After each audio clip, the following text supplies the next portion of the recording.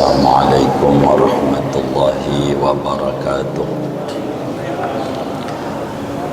Bismillahirrahmanirrahim. Alhamdulillahi rabbil alamin. Wassalatu wassalamu ala sayyidil awwalin wal akhirin, sayyidina wa maulana Muhammadin wa ala alihi wa sahbihi ajma'in. Allahumma inna nastahdika li arsyadi amrina wa zidna ilman yanfa'una. Qala al-imamul muallif rahimahullahu ta'ala wa nafa'ana bihi wa bi barakati ulumihi wa ghafara lahu wa li masyaikhihi wa li masyaikhina amin. An Humrana, diriwayatkan dari Sayyidina Humran, anna Utsmana da'a bi wadu'in, bahwasanya Sayyidina Utsman bin Affan yaitu pernah meminta biwadu'in dengan air wudu, meminta air wudu. Faghasala kaffaihi, lalu beliau membasuh akan dua telapak tangannya, salasa marratin, sebanyak 3 kali. Tsumma tamadmada, kemudian beliau berkumur-kumur, wastansyaqa, dan beristinsak, memasukkan air ke hidung, wastansara, lalu beristinsar, membuang air dari hidungnya. Summa ghassala wajhahu, kemudian beliau membasuh akan wajahnya, salasa marratin, sebanyak 3 kali. Summa ghassala yadahul yumna, kemudian beliau membasuh akan tangannya yang kanan, ilal mirfaqi, sampai siku, salasa marratin, sebanyak 3 kali. Summal yusra, kemudian membasuh tangan yang kiri, misla dzalik, seperti demikian itu 3 kali. Summa masaha bi ra'sihi, kemudian beliau mengusap kepalanya. Summa ghassala rijlahul yumna, kemudian beliau membasuh akan kakinya yang kanan, ilal ka'baini, serta 2 mata kaki, salasa marrat, sebanyak 3 kali. Summa yusra, kemudian kaki yang kiri, misla dzalik, seperti itu sampai mata kaki. Summa qala, kemudian berkata Sayyidina Utsman, ra'aitu Rasulullah sallallahu alaihi wasallam tawadda'a nahwa wudu'i hadha, aku melihat Rasulullah sallallahu alaihi wasallam berwudu, kanjeng Rasul, percis seperti wudunya aku yang ini. Muttafaqun alaih, hadis riwayat Bukhari Muslim. Sadaqa Rasulullah sallallahu alaihi wasallam. Saudara sekalian yang mulia, pertemuan ini kita mengkaji hadis yang terlengkap dalam tata cara wudu, yang tidak ada hadis tentang wudu selengkap hadis yang kita akan bedah pada pertemuan ini. Hadisnya dari Humran bin Aban, seorang budak yang dimerdekakan oleh Sayyidina Utsman bin Affan. Humran meninggal pada tahun 75 Hijriah. Humran seorang tabi'in. Beliau melihat Sayyidina Utsman bin Affan. Ini hadis bersambung kepada Sayyidina Utsman bin Affan. Siapa Utsman bin Affan? Utsman bin Affan kita maklumi bersama, beliau sahabat Rasulullah sallallahu alaihi wasallam. Beliau juga menantu 2 putrinya Rasulullah sallallahu alaihi wasallam dinikahi oleh beliau. Utsman bin Affan adalah misanan Nabi Muhammad sallallahu alaihi wasallam, karena Utsman punya bapak namanya Affan, Affan punya bapak namanya Abul As, Abul As punya bapak namanya Umayyah, Umayyah punya bapak namanya Abdul Manaf. Abdul Manaf ini kakeknya Nabi Muhammad sallallahu alaihi wasallam, sebab Nabi punya abah namanya Abdullah, Abdullah punya abah namanya Abdul Muttalib, Abdul Muttalib punya abah namanya Hashim, Hashim punya abah namanya Abdul Manaf. Abdul Manaf kakeknya Nabi juga, kakeknya Sayyidina Utsman juga. Sayyidina Utsman lahir pada tahun ke-6 daripada tahun gajah. Artinya selisih umur dengan Rasulullah sallallahu alaihi wasallam 6 tahun, lebih muda. Lahir di Taif. Di Taif. Ini Sayyidina Utsman. Masuk Islam sesudah Siti Khadijah, sesudah Ali bin Abi Thalib, sesudah Zaid bin Harisah, sesudah Abu Bakar Siddiq radhiyallahu ta'ala an. Dan masuk Islam yang mengajak adalah Abu Bakar Siddiq radhiyallahu ta'ala an. Sayyidina Utsman ini hijrah ke Habasyah pada tahun ke-5 dari kenabian. Pertama 12, sampailah hijrah lagi ke Ethiopia, sekarang Eritrea Habasyah ini, membawa kaum muslimin 80-an. Jadi diambil menantu oleh Rasulullah sallallahu alaihi wasallam buat 2 putrinya, namanya Ruqayyah. Anak Nabi ini yang perempuan 3, Siti Fatimah, 4, perempuan 4. Ada Zainab, ada Fatimah, ada Ruqayyah, ada Ummu Kulsum.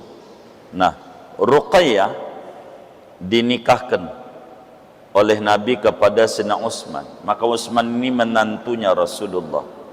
Ruqayyah wafat, turun ranjang, nikah dengan Ummu Kulsum. Maka gelarnya Sayyidina Utsman Dzun Nurain, yang memiliki 2 cahaya. Kenapa digelari Dzun Nurain?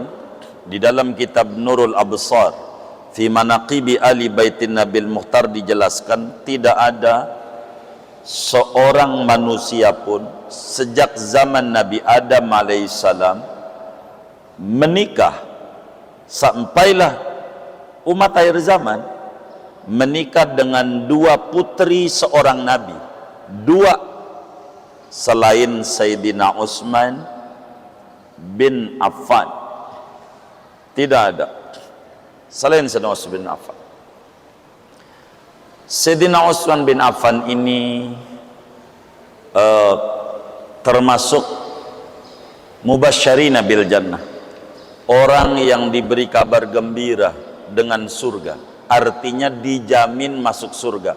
Dari 10 orang yang Nabi menyampaikan, Abu Bakar masuk surga, Umar masuk surga, Utsman bin Affan masuk surga, Ali bin Abi Thalib masuk surga, Zubair bin Awam masuk surga, Abu Ubaidah Amir bin Jarrah masuk surga, Sa'ad bin Abi Waqqas masuk surga. Kata Nabi, Sa'id bin Zaid, Abdurrahman bin Auf, Talha bin Ubaidillah, 10 sekaligus Nabi bilang, ini orang dijamin oleh Allah pasti masuk surga. Kalau kita orangnya dikata si fulan surga, itu kerjaannya tidur mulu. Kalau kita udah surga begitu. Ini sahabat mengerti, kalau dikata surga itu bukannya makin kendor ibadahnya, tapi makin kencang.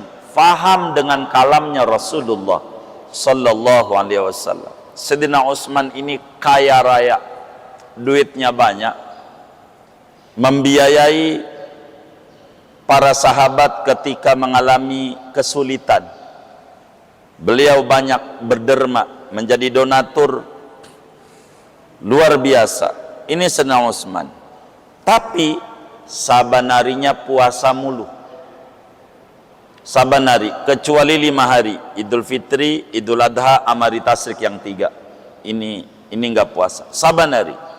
Dan Sayyidina Utsman itu saban malam kalau witir, rakaat terakhirnya itu kalau kita orang bacanya kulhu, falak, an-nas, 3 surat.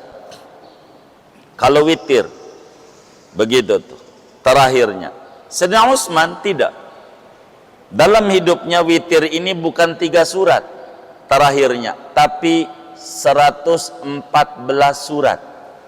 Selalu khatam Al-Quran di dalam solat, witirnya, saban malam. Padahal Sayyidina Utsman itu pejabat, presiden dunia, khalifah. Kalau kita mantu Nabi bukan, ponakan Nabi bukan, cucu Nabi bukan. Ya Allah, WA mah sering banget kita buka, Quran jarang kayaknya. Begitu. Makanya nggak ada jaminan kita orang di surga, nggak ada ini. Begitu. Quran diintip. Sayyidina Utsman nih. Sampailah beli sumur namanya Bi'ru Raumah. Punya Yahudi. Punya Yahudi ada di Madinah. Moga kita rezeki luas, kita ziarah ke Madinah, ke sumur Sayyidina Utsman nih. Lagi dirapihin ini. Hampir udah 2 tahun belum selesai rehabnya ini oleh pemerintahan Arab Saudi. Jadi ada Yahudi punya sumur, nggak pernah kering di Madinah. Itu dijual mahal. Airnya nih mahal. Kayak sekarang nih, kan air nih mahal. Yang kita minum-minum nih. Begitu, mahal. Mahal. Padahal kita negeri banyak air. 2/3 negara kita air. Begitu. 2/3 negara kita. Tapi air mahal. Arab Saudi negeri sulit air, makanya ada 2 menteri ketemu, dua-duanya tepok jidat, stres.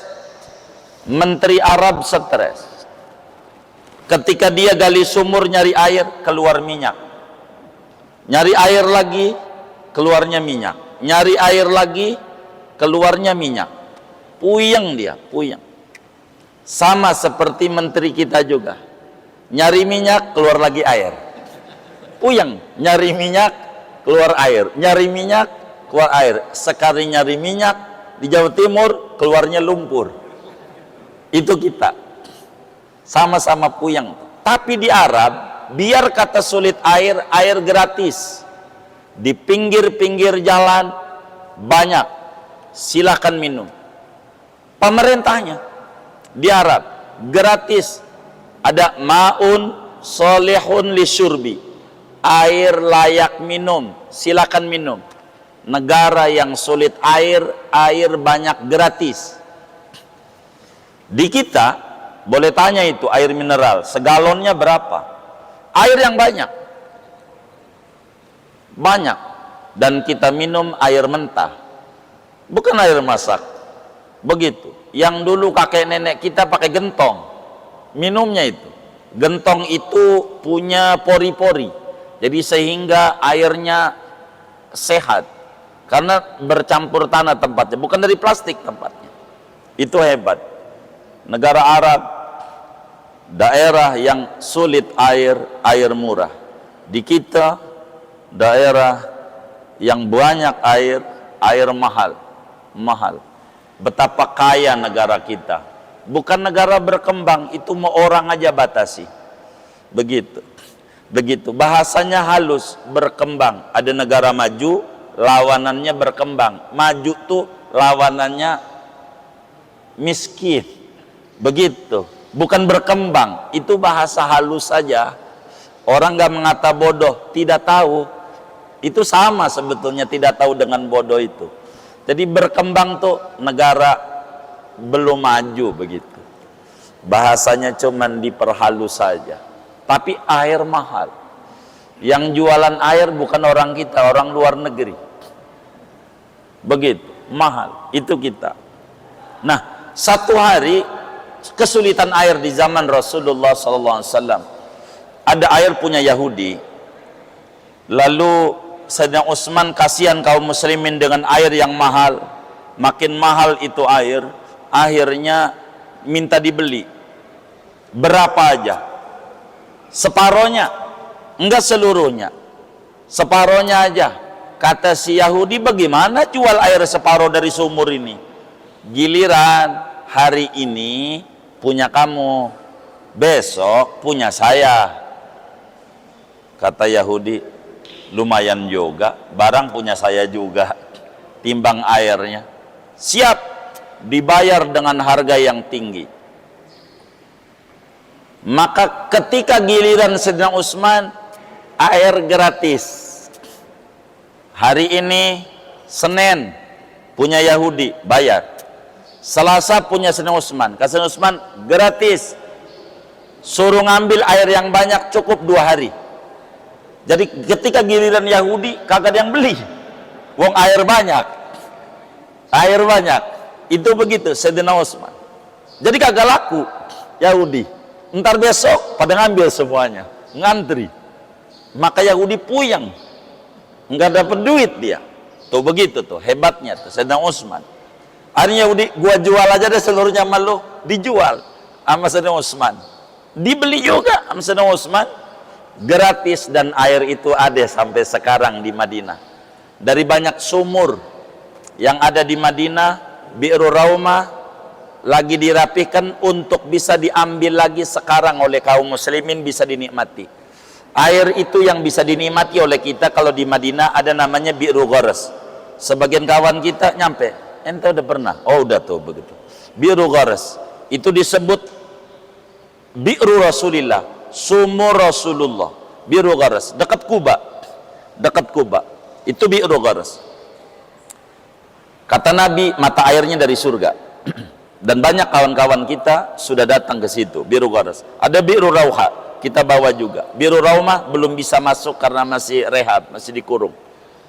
Ini Sayyidina Utsman bin Affan. Sayyidina Utsman bin Affan menjadi khalifah kurang lebih 12 tahun, kurang 10 hari.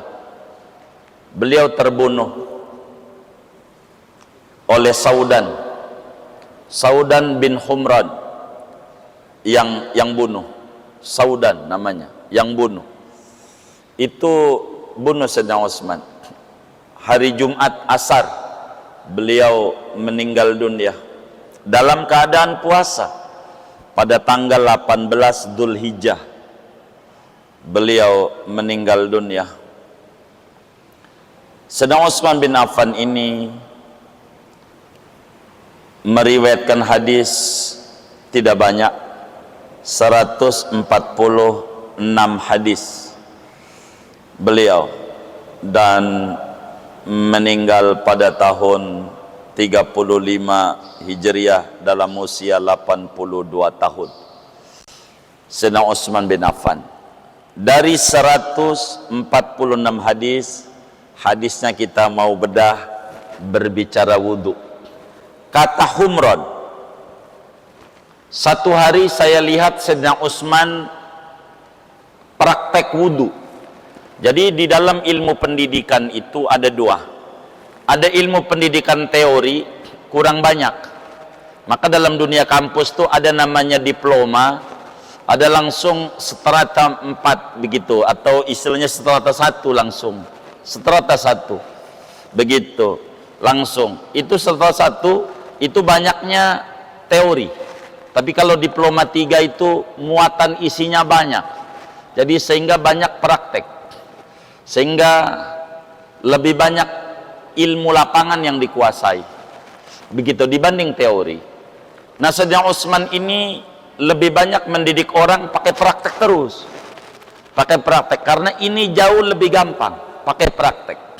Makanya mohon maaf, dengan kajian mendengar sama kajian melihat kayak sinetron, cara ngerusak orang mentalnya, maka dengan pemberitaan di televisi lebih gampang cara merusak orang, karena melihat ini praktek namanya, pendidikan praktek. Dengan pendidikan praktek, ini ada kasus begini, ada kasus begini, begitu diperlihatkan. Ini makin gampang dicerna dengan praktek dibanding dengan teori. Dan Sayyidina Utsman bin Affan satu hari ngedidik para sahabat, para tabi'in, cara-cara wudhunya Nabi besar Muhammad sallallahu alaihi wasallam. Dan ini penting, praktek ini penting. Solat kita kudu datang ke rumah kiai, kiai coba cek solat saya, begitu. Nah inilah prakteknya wudhu Sayyidina Utsman. Bagaimana Sayyidina Utsman diajarin wudhu oleh Rasulullah, Sayyidina Utsman pun ngajar wudhu. Bukan wudhu tuh fardu wudhu ini bukan, ini begini nih. Maka Sayyidina Utsman bilang, saya minta air wudhu. Di sini disebut kata Humran, anna Utsman da'a biwadu'in, minta air wudhu. Lalu sesudah minta air wudhu, Sayyidina Utsman mempraktekkan wudhu dengan membasuh dua telapak tangan 3 kali,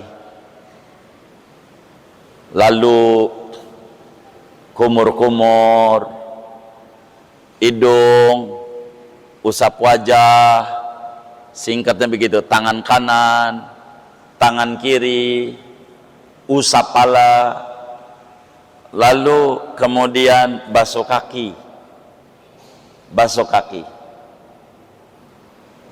Lalu Sayyidina Utsman bilang, sampailah basuh kaki kanan, kaki kiri.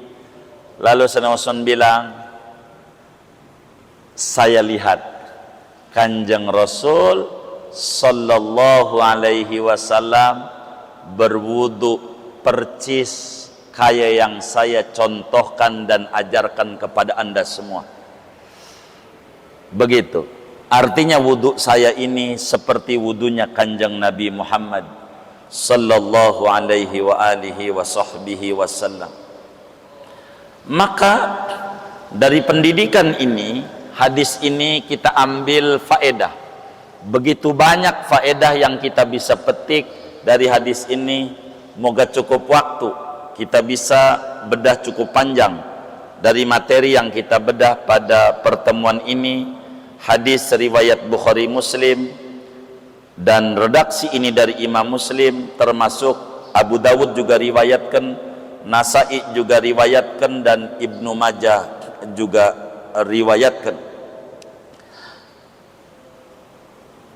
Faedah yang pertama yang kita bisa ambil dari hadis Sayyidina Utsman ini, betapa para sahabat itu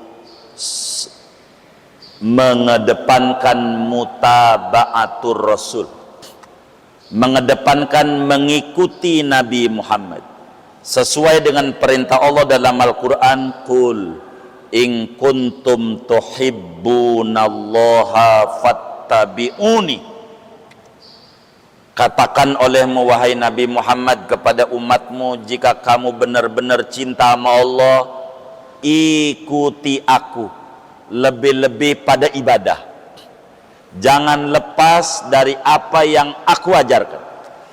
Dan ini Sayyidina Utsman bilang, ra'aitu Rasulullah sallallahu alaihi wasallam tawaddo'a nahwa wudu'i hadha, kulihat dengan dua mata kepalaku Rasulullah wudu kayak begini. Betapa sahabat itu enggak mau jauh kesehariannya daripada Habibuna Muhammad sallallahu alaihi wasallam sebagai manusia yang diutus di muka bumi, sampel kepatuhan hamba kepada Allah Subhanahu wa taala. Itu satu yang kita bisa petik, betapa as-sa'adah kullu sa'adah fi mutaba'atir Rasul dzisiyadah. Kebahagiaan yang hakiki bila kita mengikuti Rasulullah sallallahu alaihi wasallam, pemimpin jagat raya. Itu satu. Yang kedua,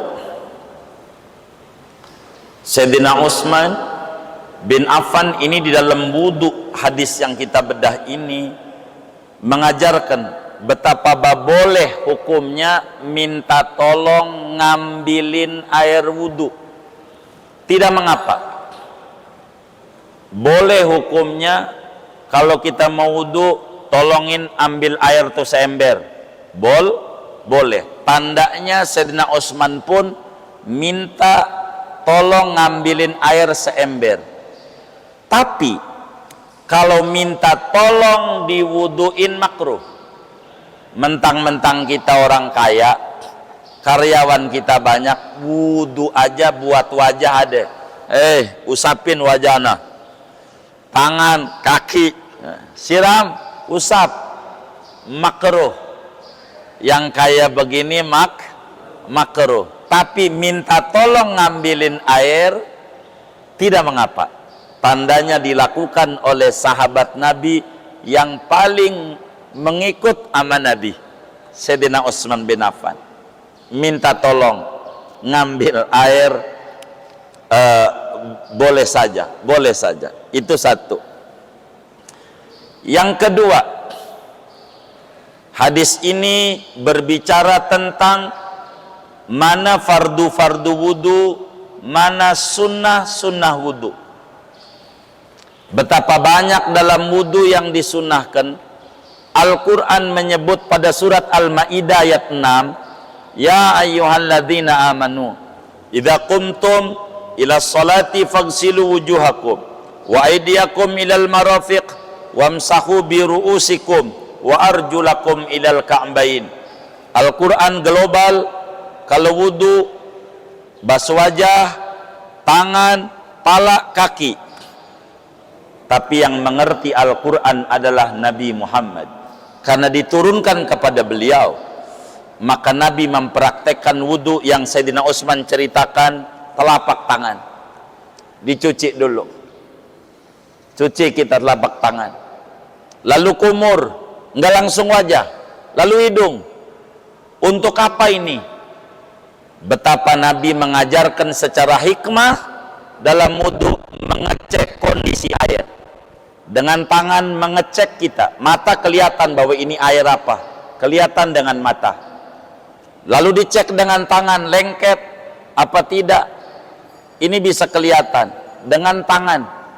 Lalu dengan mulut akan ketahuan ini rasa air. Biar kata sama-sama putih, oh ini larutan, oh ini larutan capagi 3 rasa jeruk. Ketahuan biar sama-sama putih dengan mulut. Dan bau air bisa tercium dengan hidung. Ketika kita udah tercek ini air, bahwa air ini murni, air suci mensucikan, bukan air campuran yang lainnya, maka barulah kita usap wajah. Tuh begitulah di antara hikmah kenapa ada kayak begitu. Di samping hikmah-hikmah yang lain tentu daripada hikmah wudu. Jadi hadis ini yang kedua mengajarkan sunat membasuh 2 telapak tangan. Kedua, udah berapa ini ya? Berikutnya ini sunat 3 kali di dalam membasuh telapak tangan, dan semua daripada ajaran-ajaran wudhu ini. Ketiga, sunat kumur-kumur. Jadi habis telapak tangan kumur-kumur. Kumur-kumur itu bagaimana? Sunatnya kalau enggak puasa sampai tenggorokan. Kalau puasa tidak, depannya aja. Itu baru ganjarannya 100%. Lalu sunat menyedot air. Ini ajaran daripada kita wudu. Kemudian kata Sayyidina Utsman ini basuh wajah. Membasuh beda dengan mengusap. Kalau membasuh airnya kudu ngalir. Kalau kita wudu, mohon maaf nih, kita begini namanya mengusap. Airnya tidak mengalir. Airnya kudu mengalir. Itu ghusl. Kalau masak mengusap. Saya ambil contoh biar gampang. Wudu. Bahkan di dalam lanjutannya hadis ini ada lanjutannya. Kata Sayyidina Utsman, ini wudu Rasulullah kayak begini. Kemudian Nabi bilang pada waktu Nabi habis wudhu kayak begitu, man tawaddo'a, kata nabinya, nahwa wudhu'i hadza summa shalla rak'ataini walam yuhaddis fihi ma nafsah ghufira lahu ma taqaddama min dambihi wa ma ta'akhkhar. Kata nabinya habis ngajarin wudhu, siapa yang wudhu kayak saya ini, kata Rasulullah, kemudian wudhu itu dipakai sholat 2 rakaat, habis wudhu nggak ngobrol, sholat 2 rakaat, maka dosanya diampuni yang dulu-dulu, yang ke depan, artinya terjaga dari dosa, asal wudhunya sempurna, sunnah wudhunya dikerjakan. Inilah yang diantara yang kita bisa ambil daripada hadis kita ini. Singkatnya, fardu wudhu ada 6 dan sunnah wudhu banyak, terbagi dengan 3 kategori.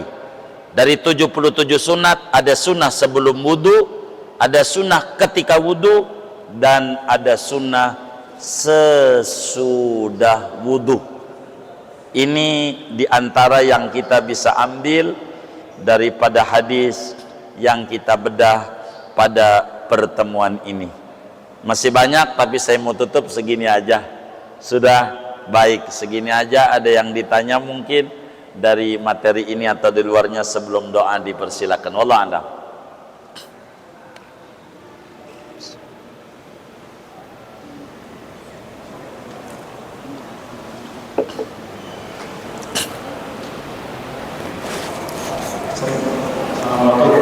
Waalaikumsalam.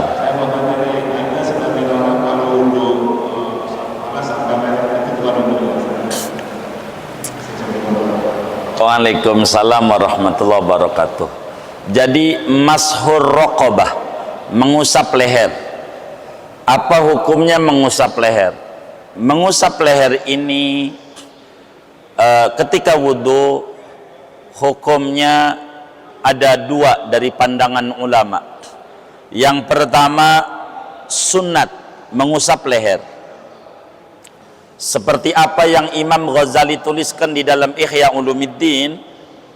Begitu, mengusap leher adalah sunat hukumnya. Bahkan ada hadisnya, mashur raqabah amanun minal ghil. Begitu Imam Ghazali tulis dalam Ihya Ulumuddin. Mengusap leher itu mendatangkan keselamatan dari terbelenggu pada hari kiamat. Kalau kita mengambil pendapat ini, maka mengusap leher adanya sesudah telinga. Sesudah telinga, usap leher. Begitu. Telinga, leher, baru nanti kaki. Begitu adanya. Kedua, mengusap leher tidak sunat, karena hadisnya semuanya dhaif. Bahkan ada yang kategorinya maudhu, begitu, sehingga yang muktamad dari 2 pendapat itu tidak sunat mengusap leher, dan itu di dalam kitab-kitab fikih dijabarkan. Andai ada yang mengusap leher, sunat itu mengikut pendapat apa yang Imam Ghazali sampaikan dan juga para mutaqaddimin daripada ulama menyampaikan. Silahkan saja, kalau kita mengata sunat, ada gurunya, Imam Ghazali dan lainnya. Ada yang mengata tidak sunat pun juga ada gurunya, karena meninjau dari kedudukan hadis dalil berbicara mashur raqabah, kurang lebih begitu. Tapi mengusap kepala ini sepakat semuanya sunat begini sampai belakang. Setiap mengusap kepala wudhu kita kayak begini, ini sunat, ganjarannya kayak begini. Itu sunat hukumnya. Yang wajib sedikit, segini doang dapatlah pahala 5% gitu, lumayan daripada kagak. Kalau pengen 100% ya kayak begini, baru ngusap leher begini. Kurang lebih demikian. Wallah a'lam.